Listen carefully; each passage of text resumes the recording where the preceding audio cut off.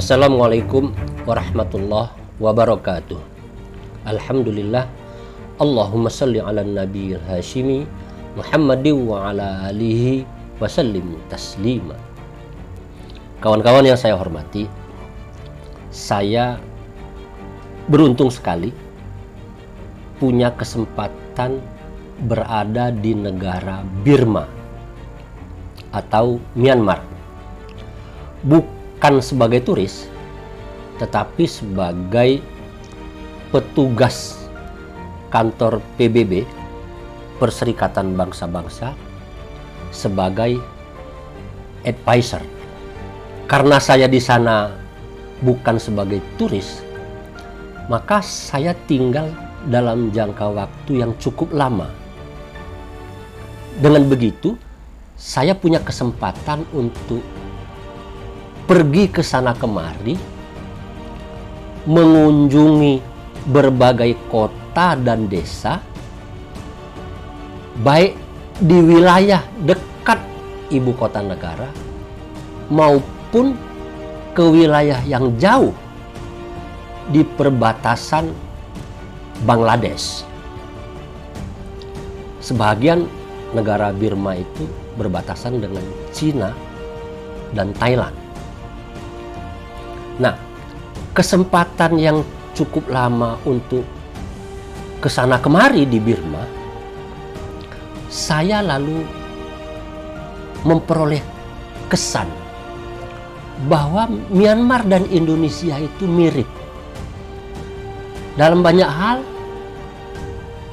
Flora, fauna, sungai, laut, kemudian masyarakat, bahkan budaya sebetulnya masih mirip.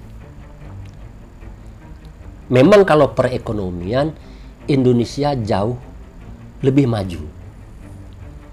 Pendidikan saya kira begitu juga, relatif jauh lebih maju Indonesia. Yang membedakan antara Myanmar dan Indonesia yang sangat menyolok adalah kalau di Birma kemanapun kita pergi pasti ketemu pagoda. Pagoda itu adalah rumah peribadatan untuk penganut agama Buddha atau pemeluk keyakinan Buddhisme. Sedangkan kalau di Indonesia kemanapun kita pasti ketemu masjid. Saking banyaknya pagoda di Myanmar, maka Myanmar itu disebut juga sebagai negeri 1000 pagoda.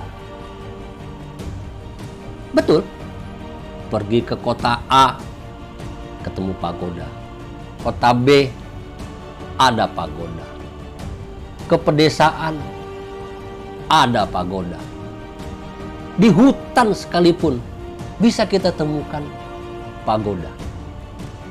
Tempat orang Myanmar menjalankan ibadah spiritualnya. Di Rangun atau di ibu kota Yangon itu terdapat 2 pagoda yang besar. Satunya adalah Swidagong Pagoda, besar sekali di atas bukit, warnanya kuning emas.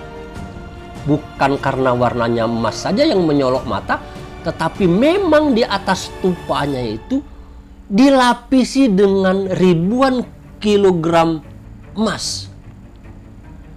Mewah sekali. Itu Swidagong Pagoda. Dulu yang menjaga Swidagong Pagoda itu adalah orang Jawa dari Candi Borobudur. Dulu sekali. Jadi antara Candi Borobudur dan Swidagong Pagoda sebetulnya ada hubungan, tetapi masa kehidupannya itu beda. Kalau Borobudur itu kan sekitar abad ke-6 ya, kalau nggak salah. Sedangkan Swidagong Pagoda itu sudah abad ke-9. Yang menarik bagi saya di Swidagong Pagoda itu, orang yang berkunjung di sana umumnya adalah mereka yang sedang beribadah. Bukan pelancong seperti saya. Bukan turis. Mereka beribadah seperti, karena kacamata saya adalah sebagai muslim, ibadah mereka itu seperti potongan dari ibadahnya orang Islam. Maaf, itu perspektif saya, kacamata saya.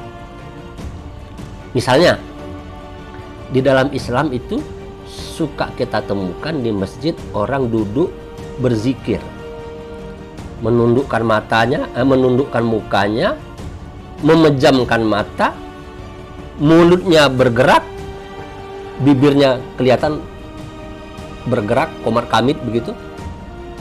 Tangannya juga diangkat kalau orang Islam itu berdoa. Kalau orang Buddha itu tangannya dihapitkan bersedekap seperti orang Sunda yang menghormati orang lain itu. Itu perilaku peribadatan atau ritual orang Buddha saya temukan di Swidagong. Mirip, istilah saya, seperti potongan ibadahnya orang Islam.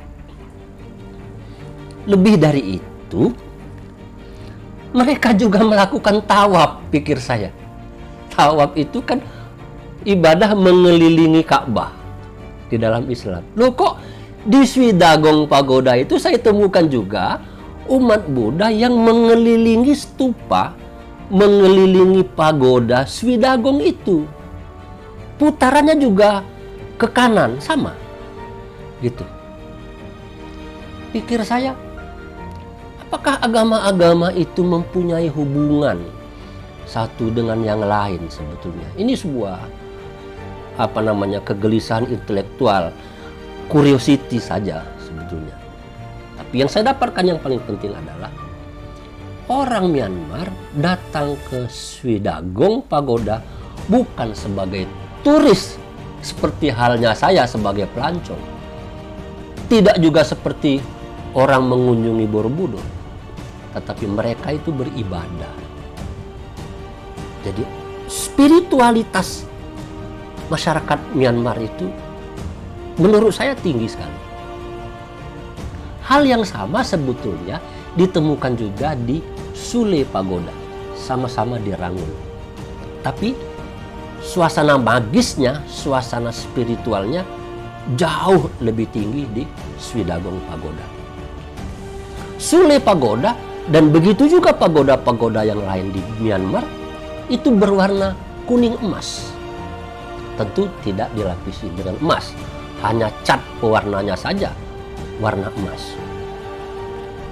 Selain Swidagong Pagoda dan Sule Pagoda di Yangon, ada pagoda yang sangat aneh sebetulnya bagi saya, yakni Chaktyo Pagoda, yakni pagoda yang dibangun di atas batu besar sekali. Batunya itu sebesar rumah, tapi batu itu mencrok di pinggir bukit, di atas bukit begitu. Batu itu seharusnya terjun ke bawah, tapi dia bertahan, seperti ingin menimpa orang di bawahnya, tapi dia tetap eksis berada di atas bukit itu, agak miring. Dan kalau kita dekati, batu itu tidak nempel di tanah. Di sana disediakan bambu untuk membuktikan batu itu nempel di tanah apa tidak. Itu ada bambu untuk digeser-geser di bawahnya. Di sana tempat ziarah orang-orang penganut agama Buddha di Myanmar. Posisinya jauh di atas bukit dan perjalanan ke sana itu perjuangannya luar biasa. Saya waktu itu naik truk kemudian ditambah dengan jalan kaki. Wah, pikir saya ini seperti mau pergi haji saja. Perjuangannya tinggi sekali. Itu pagoda yang sangat terkenal juga di Myanmar. Dan simbolik yang sangat dekat dengan ungkapan Myanmar sebagai negeri 1000 pagoda itu adalah kota tua di Bagan.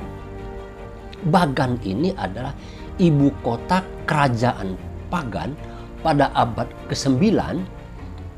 Di sana terdapat pagoda.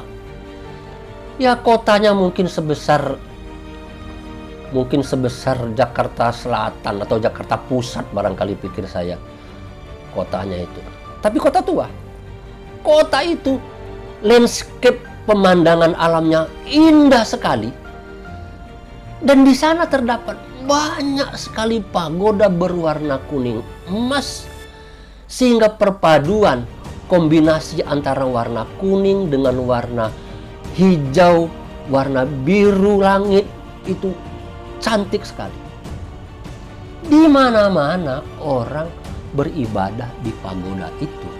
Dan Bagan representatif untuk menyebut Myanmar sebagai negeri 1000 pagoda. Saya kira bukan 1000, ribuan pagoda yang ada di Myanmar. Apa yang saya peroleh dari melihat ribuan pagoda di Myanmar? Masyarakat Myanmar itu sangat meyakini agamanya yang spiritual. Agak berbeda dengan Islam. Atau bolehlah kita sebut berbeda sekali dengan Islam. Islam itu memiliki aspek spiritual dan non-spiritual juga. Tapi agama Buddha itu kan sangat spiritualistis. Apakah spiritualisme itu berkorelasi, berkaitan dengan kemajuan manusia secara fisik material? Ini sebuah pertanyaan menarik sama saya gitu. Untuk menjawab pertanyaan, kok Myanmar yang negara sudah tua juga sih negara Myanmar sebetulnya kalau kita lihat dari perjalanan sejarahnya. Tapi secara ekonomi sampai dengan hari ini tidak maju pesat. Dihitung sebagai negara miskin. Padahal kekayaan alamnya luar biasa, buminya luar biasa, potensi pariwisatanya juga oke banget gitu kan ya. Tapi kemajuan secara ekonomi, kemajuan pembangunan fisik material sangat tertinggal dengan Indonesia. Nah, apakah spiritualisme itu berkaitan dengan pembangunan keduniawian? Ini pelajaran dalam perjalanan saya di Myanmar, di Birma. Tidak dengan maksud untuk menemukan jawabannya. Mudah-mudahan bagi kawan-kawan bisa menjadi sebuah renungan. Sikap keagamaan yang kita, apakah sikap keberagamaan kita itu berkorelasi dengan kemajuan, kesuksesan secara fisik keduniawian. Terima kasih. Lain kesempatan saya akan bicara lagi tentang Myanmar. Pengalaman di Myanmar banyak yang menarik menurut saya. Nantikan perbincangan saya selanjutnya. Wassalamualaikum warahmatullahi wabarakatuh.